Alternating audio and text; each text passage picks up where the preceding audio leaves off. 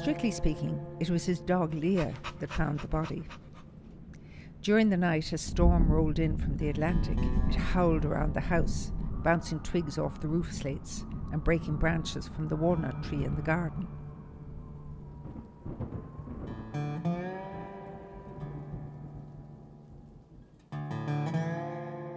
The dog had been restless all night and growling in her sleep.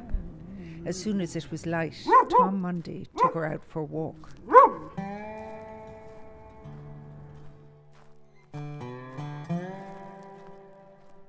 With her at his side, he walked along the track in his even, loping stride.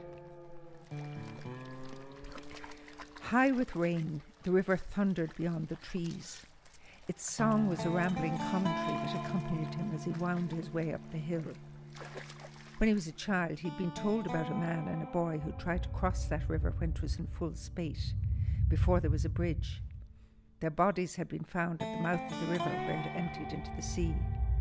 Afterwards, the forestry men had built a bridge, and from then on, local people could cross in safety.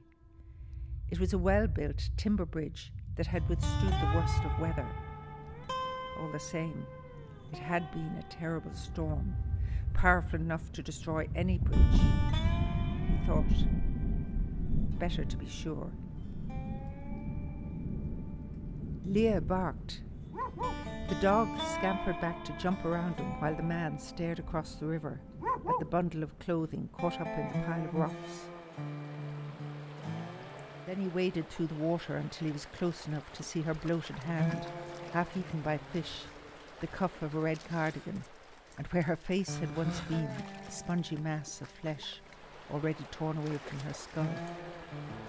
He knew at once that it was the girl in his photograph, unmistakable, his young neighbour, Rosaleen McAvady.